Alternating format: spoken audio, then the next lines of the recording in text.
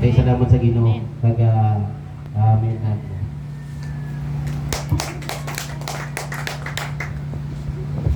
Brother Boy, ang manggarano nga sa pala. Hindi kita yun. Amugin. Hindi man tama ng pagmula sa kwarta. May kwarta kita. Amen. Amen. Kaya pa. Nasusisan mo. Kung magpasalamat na lang kay ang safe man ang biyahe ni Philip subong kagabi sila naglakad subong biyahe naman sila pa Brazil connecting nila buwas sa Australia bali mga gabi pero sila maabot din sa Pilipinas kabay nga ang ginuogid nga sa protection sa biyahe nila kay 13 hours makaabot din sa Pilipinas kabay nga ang blessing kag ang guidance and protection ginawa ra sa iya kasi naga-chat sa kagina nga flight na sila pa Australia, Sydney, Australia kabay nga ang ginuogid maprotekta sila biyahe makaabot sa di sa Pilipinas kasi pan sound kag protection kit sa Ginoo kag makapauli siya siguro di sa Iloilo mga Friday baguro ay di asikasuon niya pang iya papilis dito sa Manila ang iya sweldo nga makuha ay bilaw kay may agreement sila sa Falkland kag ang tagiya sa barko nga makuha iya bilog iya nga tatlo ka bulan nga sweldo kabay nga matuman din ang protection sa Ginoo kag ang blessing din. Salamat. Amen. Amen.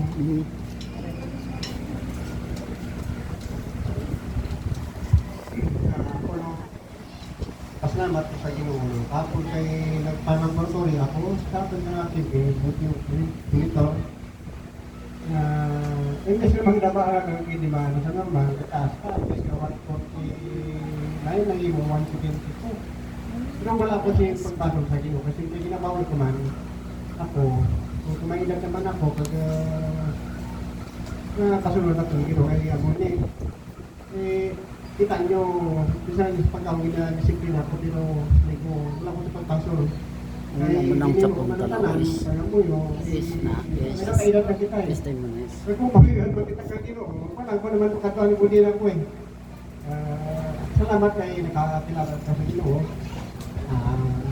May pagsalig, at tanang yan eh, nakaprogram niya sa ato eh. Halimbawa, sa ato nga pamilya, may madula, hindi kita magkalisod. Ay, kanya-kanya kita gawas eh. Kung sa computer, nakaprogram ka na, basta tinalayin mo pabuhi. Karon, nga mapatay na kita nga pagpatay ka kita, kung ka tulog sa bangko, sa una-una ko, ay tayo may kita nga kita mo pa po sa Diyos.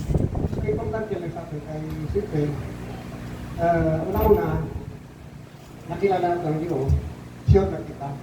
Pareho na kita na magkakot sa Ginoo, hindi ka magkakot ko naman tapos sa pato, pero magkakot. Kaya ako napatong kuman ko. Ibig man, still tayo nung ako sa nga ano eh. Di ba gani, kapatay nga, alam mo, nung kailan mo ng karamatay, pareho na kita.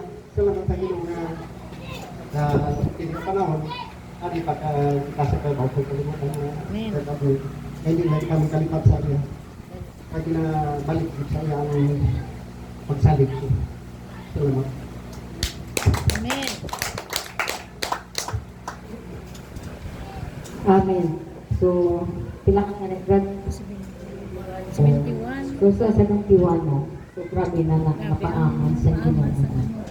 So, sa subong mga bala na tanan nga subong edad. So, 50 to 60 lang kita katod na minimum sa lista. So, susunod, ang sobra na paaman na na. So, ang paaman, ang pamangkot ng paaman na ginhatag sa Diyos, ginanutan na.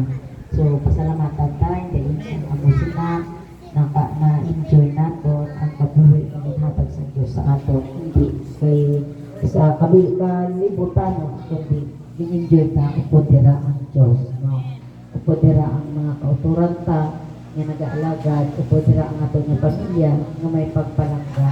So, palakpakan natin ang kabuhi ni Brother and Soul. So, come on. So, damo ko no ang blessings ang Ginoo sa atong subong. Ako na pasalamat man ko nga sa din ng protection sa Ginoo no. So matubig man no nga once na protection sa Ginoo ara hindi kita pabayaan. So ang kabataan dito sa Tondo nasunugan sa Manligan ng nga adlaw. Mag-chat si Makmak nga na nasunugan kami diri pero wala na labot ang among balay. So kumbaga sa kwan ang kalayo ara-ara sa pihak no. So mo na ilang nga balay kita niyo man pastor ang sitwasyon nila di ba na tama ka ikit sa balay. So kumbaga sa kwan pader pagita dingding. So once na masunugan ka naglikok ka na. So sa ila, so salamat sa protection sa inyo. Sa inyo na, grabe ko ba ang kalayo. Nalagyo na kami, wala kami bit-bit po. Wala mo lang namin. Pero na ito, kinikuyag ka lang pala. Nag-abuhan ng ano, diba? Ang kalayo. So salamat sa protection sa inyo namin. So ito nga, once na pangamuyuan pa protection ng ating kabataan, wala pa palo, mga ginawang nag-work sa sila na sitwasyon. So, even sa ilang ito na lupa, kami pangamuyo, pastor, pangamuyo, sa dito, ang po. Kaya isa na, ang gira dito mo. So, ang umang yung bumbahan. So, yan, ang sa umang, sa pinakadulo ng sila. So, apat ko oras sa biyahe pa kato sa ila. So, ako first time, first day, naging bumbahan sila. Siyempre, ako so, ang ako din, ang akong Bible study na speak about depression, about sa kamalaka, kahulog sa stress, kahulog sa depression. So, 20, grabe sa ko ang Bible study. Kasi ko, Lord, ako ka, kaysa sila ng tira. So, siyempre, mo monitor, tawag, chat, tawag na, reply sila, ulihin na kami mga stress. Na hindi ka magkabala ka, layo kami sa ibombahan. So, siyempre, umakyat na, nangira na, ang mga racket, bisan di na lang magtululupa mo. Kaya sige nga na, hindi ka makabalaka. Kaya tapos ang salamat sa ginagawang embassy sa Embahada sa Pilipinas, automatic ang tanan na Pinoy dito. Ang gin-alert nila, ang taga-Anfor, nag-applyan, na kung diin sila ng lugar, halimbawa, pinaniwan ni North kita, apply kita mo na yun ito. So, ipasa pa, once na maglagira na, automatic yung Embahada, pick up po, kamutan. So, sa kanami lang, sige niya nag-explain mo nila, tatlo, kung ano ilang na sitwasyon. So, ito, sige lang, break up mo, ngalayo lang pa mo sa gira, tinanglan, prepare lang din sa pagkaon. So, ang documents, passport, ID, tinanglan ako sa imong lawas. So, bagkos mo ginagaya, pala magnano, kaya tirating lang ginagaya. So, salamat sa Ginoo, no? Ang protection sa Ginoo, alam dito. So, napagyan mo nga, ang mga muyo kita, kinanglan, idalata atong pamilya kung diin sila. Kaya, ang pagpangamuyo tayo, hindi pagduwa-duwa. Kaya kinanglan, bukos din nato. So, salamat ka sa Ginoo, no? Kaya, ang kabalaka sa isang ginikanan, arapit, pero mas grabe ka din ang kabalaka sa Diyos para sa aton. Amen. So, palakpakan natin ang Ginoo. So, announcement, Pastor. So, tapos ng announcement, gina-request ko sa Sister Ellen sa closing prayer. Sige. So, announcement, may family day rin kita sa this coming 14, no? So, sure na to ang ating lugar sa Tinta. Dito kung sa Barangay. Bigyan ko? Sa Pupungan. Sa kwanto to So, sa bungan. 14. So, ang panaton na nasiglara na karon na mga pagka natin, no? At sa mga tangan natin sa entrance, ibuligan ka lang sa may maalan dito lang. Karang liwat sila ilap, gagayat, nakagis, magdato. Tapos kung pirang sa cottage, mga nang ibuligan ka, buligan ka pala. Kadang ang oras, ang time natin, ang oras ka malakas. Talagang kaysa 14 na kita. Kaya talaga ako sa pagkakas. Ang immediate makapag-isa lang ang ginawa research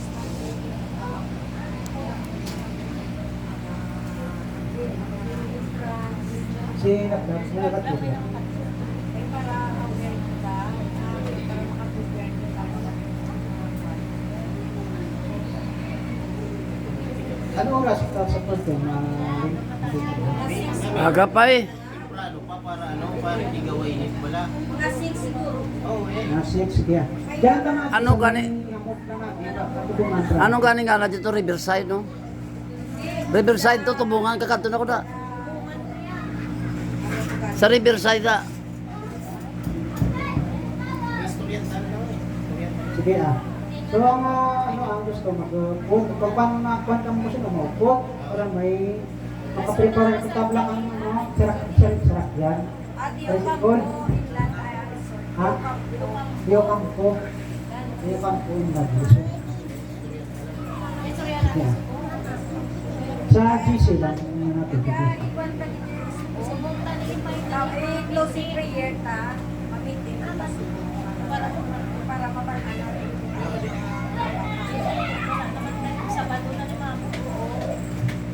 So sige, karon. Tapos na closing prayer lang sana.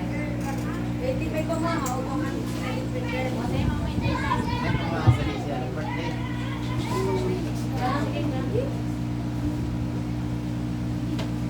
merinda man ni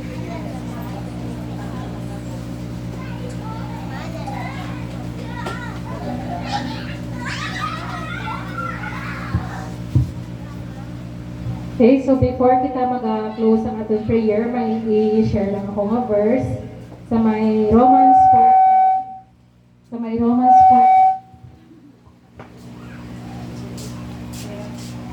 14. Sa may Romans 14, verse 8. Whether we live or die, we belong to the Lord. So, makita, patay makita. Kung naman natabo ka natin, in the future, pag talaga nga, syempre kagira-gira, most likely, maapektuhan man kita mo hindi lang sa prices, abi kang commodities, kang gasoline, or kang services. Pero what if, maabot man ang time nga kita laputon man din yung mga bombs or something, kita may kasiguraduhan kita sa Christian nga, whether we live or we die, sa Ginoo kita siya. So, mag-close kita. Heavenly Father, Creator of heaven and earth, bitaas na Ginoo, hari sa tanan nga hari, Ginoo sa tanan nga Ginoo. Lord, ginadayo ka namon subong adlaw, God, and we are grateful, Lord, nga ikaw, Lord, ang amon naging Ginoo, Lord. Salamat, Lord, nga ginalaw mo kami, Lord, nga makakilala sa imo, God. Wala na kami isang bagsod pa, Lord, na blessing, kundi ang imong presensya, O God. Hindi gid, Lord, naman ma-describe, Lord, ang happiness, Lord, ang joy, Lord, sa among hearts na sa tanan nga tao, Lord, sa pagkarakot ako ng mga tao, Lord, ginalaw mo kami na makilala ikaw, Lord. Grabe na blessings, Lord, ang gitaw mo ka naman. At Lord, kapangayo man kami isang patawad, Lord, sa amon na kasalanan. Tindungi kami, Lord, sa mga kahikuan, Lord, na naubra namon, sa mga kasalanan na naubra namon, sa mga kakulangan, Lord, na naubra namon, O God. May mga ginambang kami nga malain, may ipandong kami nga malain. O God, ikaw, Lord, magalipyo sa amon, O God, para maging takos kami, Lord, sa iyong tubangan. Lord, salamat sa iyong grasya, sa kamatuuran, Lord, nga tao mo ka na gagawin na paintindi mo ka na mo, Lord, kung ano ang kamaturan ng God. Lord, salamat sa pulong mo, Lord, nga nabatian mo sa buong aga, nga ang obedience, Lord, is the key para sa among healing, para sa among prosperity, para, Lord, nga maging matarong ang among kabuhi, O God. Thank you for reminding us, Lord, na ang among nga pride, Lord, makakos kang distraction, kag ang among obedience, makakos ang blessings, O God. So, thank you, Lord, sa tanan-tanan.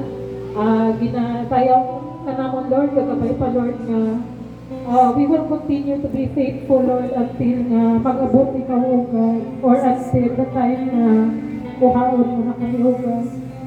Lord, again, whether we live or we die, we belong to you. We thank you, Lord, for everything that you have done in our lives. Thank you for everything. In Jesus' name we pray. Amen.